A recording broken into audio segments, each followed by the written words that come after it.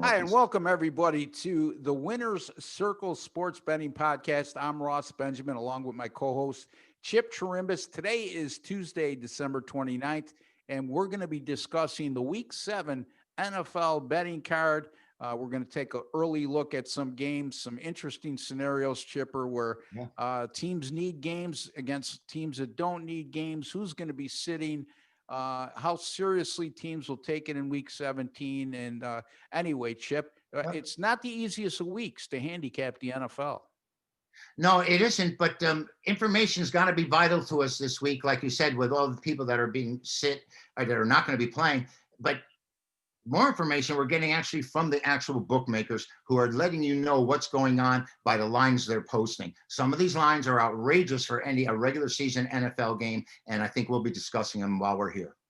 Well, one of the lines that isn't outrageous is the Washington football team travels to Philadelphia to take on the Eagles. And the Eagles are now in a position where they're going to play spoiler because they've been eliminated from the NFC least. Who would have thought the Philadelphia Eagles would be the only team eliminated in Week 17 in the NFC East? In any event, they have nobody but to blame but themselves. Yep. In Washington, this game opened as a pick 'em. The football team from Washington is now a 2-point road favorite. The total's at 42.5. Chipper, some news out of Washington yesterday that they released Dwayne Haskins, who started on Sunday. And you made a good point to me off air and said, based on this line, Ross, Alex Smith has got to be ready to play, based on this line. And why would you cut Dwayne Haskins with one game to go? Why release him unless you had your other guy? You're not going to go with your third stringer. We had talked about that. And I think that he's going to play. Whether he wins or is effective is a whole nother story. But Rivera obviously didn't want anything to do with this Haskins. I mean, he got fined for breaking protocol by going to a strip joint. And a week before, he had another violation. So I guess they just had enough. Yeah. I mean, and it wasn't his guy, like we said from the get-go. He didn't draft him number one.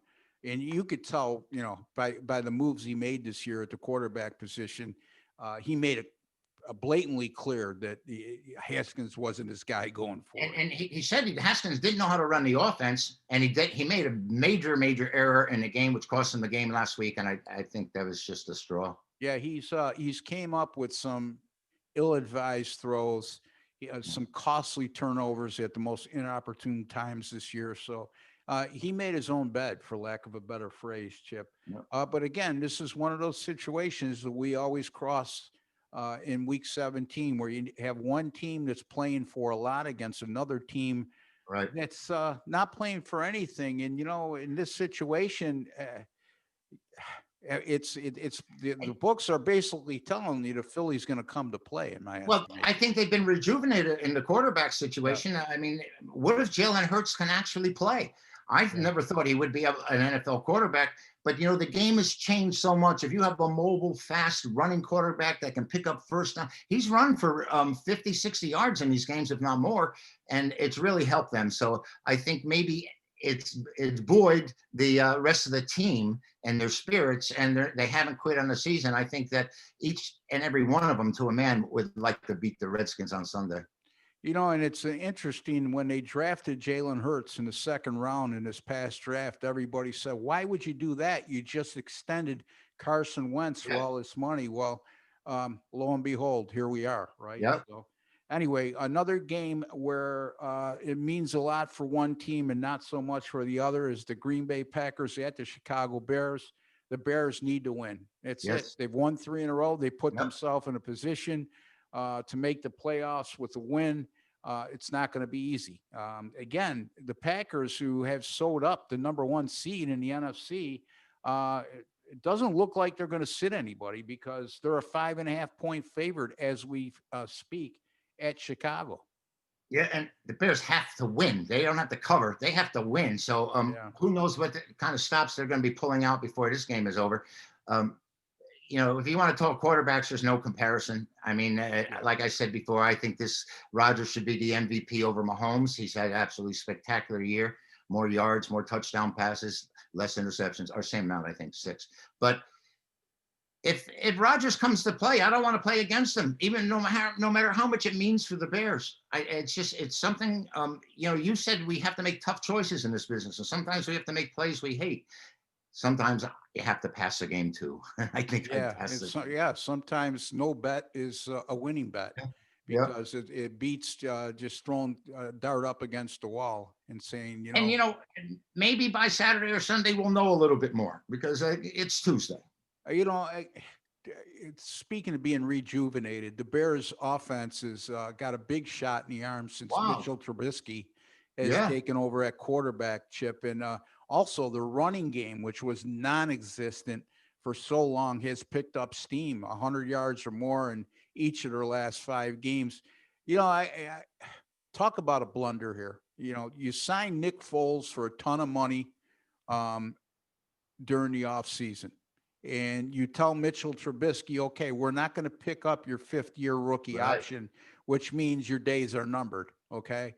The worst possible scenario for Chicago is now occurring. Trubisky takes over for an ineffective Foles.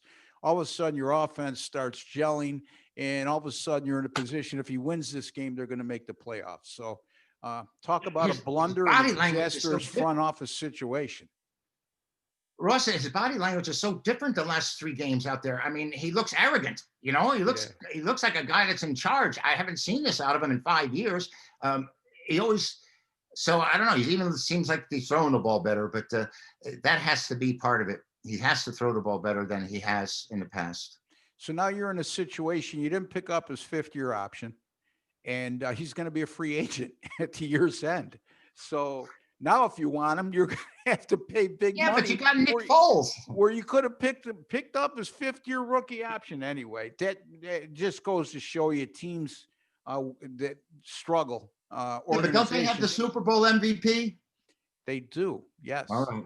And that Super Bowl MVP has never been able to. Well, I mean, he did it the one year with Philadelphia. He got him to the playoffs too. As a fill-in. Yeah. So again, maybe that's the role he's more comfortable in. Having said that, Pittsburgh at Cleveland. Cleveland blew an excellent opportunity to lock up a playoff spot last week by going to the New York Jets and losing as like a 9.5-point favorite in that game to the Jets. And quite frankly, they were outplayed, and the Jets deserved to win. Now, Cleveland also, Chip, let's keep in mind, they actually closed as a 6.5-point favorite because the day before the game, we find out 4 Cleveland wide receivers were going to be held out of the game by either positive test or contact tracing relating to COVID-19. Made a big difference in the game, but they still, with that running game, it shouldn't have been an excuse. 40 yards for Chubb? Yeah, exactly. They were held to like 60 yards rushing in that game against a Jets team that had been thrashed all year in that department. So yeah, and now they come up. They're up to a 9.5, 10-point favorite over Pittsburgh. They've already said Roethlisberger's going to sit, and we're wondering who else he's going to sit. Roethlisberger. He might as well sit anybody that's critical to their offense. And Cleveland in need. They're in need here without a doubt. They have to win, but that's an awful big number. And I think the odds makers are telling us, Ross, that Pittsburgh is not coming to play at all. No. I mean, if anything Pittsburgh wants to do is try to shore up the running game. Another brutal effort last week in a win that they had where they overcame that 24-7 halftime deficit against Indy. But Chip, they only ran for 20 yards again last week.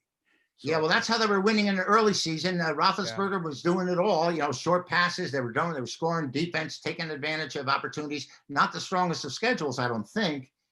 And, you got to meet your maker sometime here. I just don't think that they're going to come to play with this number, Ross. And to go beyond that, Chip, as far as somebody who likes to play futures bets, I think Pittsburgh's a team to stay away from because I just don't think you win at this time of the year in January without some type of running game. You don't have to have the Cleveland Browns running game. You don't have to have Derrick Henry, but you have to have a semblance of a running game that keeps defenses honest and prevents them from stacking 7, 8 guys in the box and tempting you to try to go in the air. And no speed out of the backfield, Ross. There's no threat from there, I mean, it's just. Yeah, I mean James Conner is a 1,000-yard rusher, but in years past, but he's also hasn't been able to stay healthy. You He know, never had, even at Pittsburgh. We know what his issue. I mean, he well, overcame cancer. God bless him. I mean, it's yeah, a wonderful story. But I'm surprised he's been as effective as he has been in the NFL. I didn't, with his size and just his physicalness, I thought he would struggle. And he's not a breakaway runner. You're not going to get he's not going to bust one for you for go 70 yards. But they need more than that. yeah, they're going to need their pass offense. They started to show signs in the second half last week against Indy, but you can't survive with no running game and then throwing 7 10-yard passes and Yeah, hoping your receivers catch a short pass and go 40 yards with it. right. Eventually you're going to become easy to defend, especially at playoff time when you're facing quality defenses. Anyway, having said all that, how about the Atlanta Falcons at the Tampa Bay Buccaneers? Again, Tampa Bay's got a playoff spot already locked up. I'm not Locked sure. into their spot, right? Yeah, I'm not sure they can improve or fall down. And I think they could go backwards, but I don't think they can go forward. I think if the season were to end today, they'd be the number 5 seed, which is the top wild card. And I think Right. they could, if they lose, they could fall to like number 6 or 7, Chip. But having said that, they're a 6.5 point favorite in this game. Atlanta, they haven't been able to win lately, losing 4 in a row. But Chipper, all 4 of those losses have come by 5 points or less. They've been playing everybody awfully tough. Well, all they have to do is jump out to a lead, and then you bet against them in the second half. I mean, that's been the scenario, Yeah, right? well, I Uh, mean, it's a bad year when the guy who hardly has missed all year, your field goal kicker, the kid from Notre Dame, oh, is having such a terrific year, and he misses a chip shot field goal to tie the game at the end of regulation at Kansas City last week. That just typifies the Falcons season in a but nutshell. did, can the Falcons emotionally, are they just looking to pack their bags and play some golf soon? And is there motivation on the Tampa Bay side? I mean, you have Brady there, and he's the key. I mean, he's had a great year. He really has. I mean, we talked about how his arm strength and he looked older, but when you look at his numbers right now, he is the leader of that team.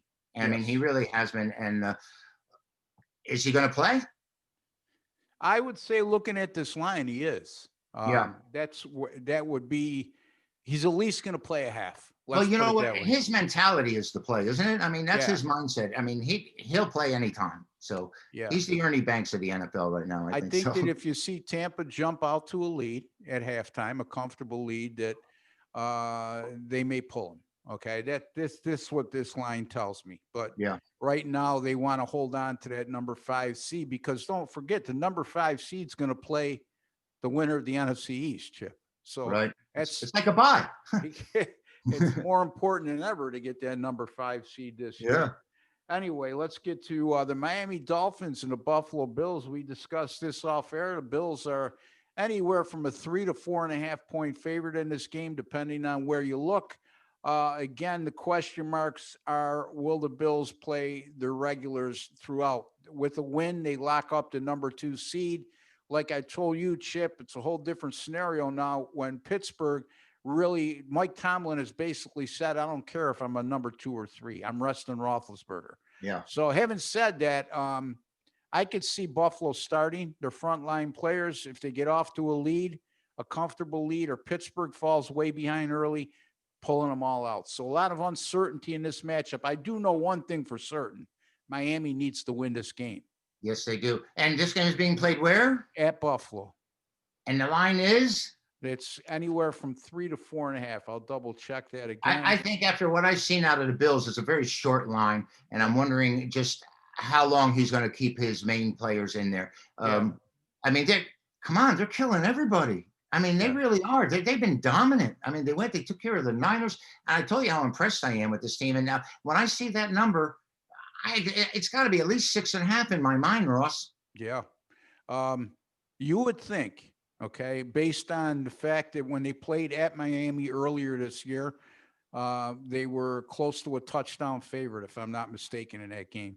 Right now, So they're less at home. yeah, they're way less at home. Yeah. And of course, Miami's a much better team than they were at that juncture, Right. but so is Buffalo, So I think you're right, Chipper. I think that if this almost indicates to me we're going to see Matt Barkley at quarterback, or he may, what he did last year in week 17, meaning McDermott, is he sent Josh Allen out for a couple of series to stay sharp. Now, to me, if you're going to play a guy for a couple of series, don't play him at all. But he's done that. He has a history. He did that last year in week 17 when Yeah, they had I wouldn't be nothing to play surprised to for. see it happen again, Ross. Yeah, so we'll see. But again, you're right, Chipper. This shows me that two things: the Buffalo isn't planning on, or they're the first chance they get, they're going to pull everybody. Yeah. Secondly, this line was made with the thinking that Pittsburgh is laying down in week 17. I think so. That's what it appears to me. Seattle at San Francisco, and I only mention this game because San Francisco, one of those unpredictable teams, then when you think they're down and out, they somehow come up with a big win. They certainly put a crimp into Arizona's chances of making the playoffs last week by going to Arizona and winning that game to spoil the Cardinals. Not spoil, but put a major dent in their chances to make the playoffs. And Seattle right now, all of a sudden, don't look now, Chip, they're playing some decent defense down the stretch. Me? You don't look now. Seattle's favorite on the road here. Maybe San Francisco has packed it in. This is a team that went to the Super Bowl and a team that shows they're still capable. But where are they going, Ross?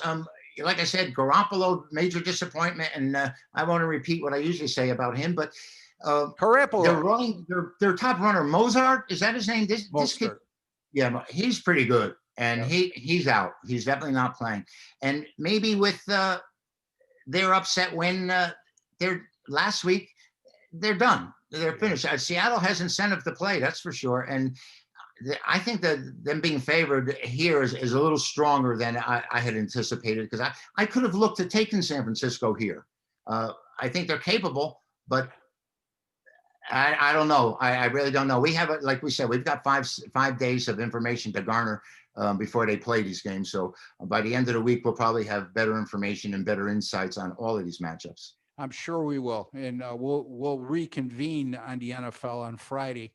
So stay tuned for that, folks. That show, we will be giving out NFL free picks for Sunday from both of us. And again, that will be our late edition on Friday when it comes to the NFL. Thursday, we'll be covering the college football playoffs. We'll have discussed both games from a betting perspective. You never know. We might have some free picks for you on that show as well. And then tomorrow, we'll be taking a look at a sizable NBA board and each giving out a free pick in the NBA. One final note here, Arizona at the Rams. There's a good possibility we're going to see backup quarterbacks starting for each team. I know for sure the Rams are going to go with a backup with Goff being out. Not so sure with Arizona. It doesn't look good at this point. But a game that Arizona desperately needs to win. And the Rams, I don't know. They can't. The lack of consistency with this team, albeit, Chip, as I told you off air, they do very well off a loss over the last few years. So yes, we'll see. I mean, right now, Chip, it's a pick 'em game. I'm seeing several different lines in this game. I'm seeing. Well, you know what, Russ? Things are fluctuating because information is coming through to different bookmakers and different media services of who's playing and who's not playing. This is happening as we're live on the air right now. Yeah, exactly. And I would say that based on these lines that I'm seeing, the disparity in them, that this game is, I don't know this for a fact. I can't believe it's not circled. Whoever has a line on this game right now, it has it circled where there's a maximum amount of money you could bet on the game. Yeah. Usually it's a nickel. So again, we'll see. This is a game we'll definitely be taking a look at Friday as the picture becomes clearer. Chip, you've been doing awfully well of late in last few weeks. I know you're coming off a 3-0 day in the NBA. What do you got going on at chipwins.com? Well, thank you, Ross. Chip wins every day. I post my mega buck play in every sport. That is my single strongest play, my best bet. And usually I'll have a 3-game package as well. You can get the entire thing for a week or a month or a day. And you go to chipwins.com. And it's been working out really well, Ross. It's nice to come out and be able to say you're 3-0. So Yeah. last night we swept the board, and there was a big line differential there last night too, with people hiding players. So we got to stay on top of it, and we are on top of it. And I'm really happy with what's going on right now.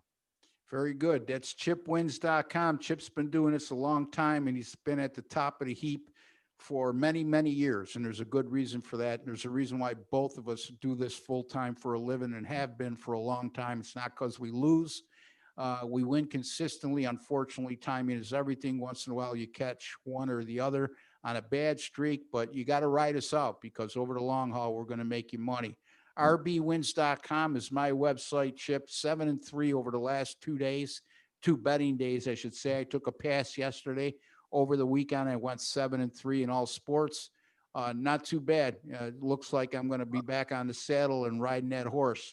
Well, if you behaved like a homer, like you're supposed to, you would have had the Bills another 5 or 10 times. I think half the problem why I have passed on Buffalo for how many weeks in a row now? I don't know, but they've been winning. Covering, and I blame you for that, because you always tease me about being a homer, so you've sort of held me back. Anyway, having said that, I got 5 big plays up for today. 2 college football bowl games, including a top play total in the Alamo Bowl tonight between Texas and Colorado, an NBA 10-star top play, and an added 5-star bonus selection in there, and then a college basketball pick tonight on the Northwestern and Iowa game.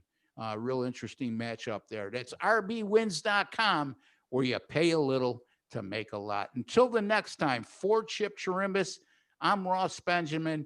I like to wish each and every one of you all the very best of luck. Good luck. God bless. Stay safe and have a great holiday season. Talk to you tomorrow.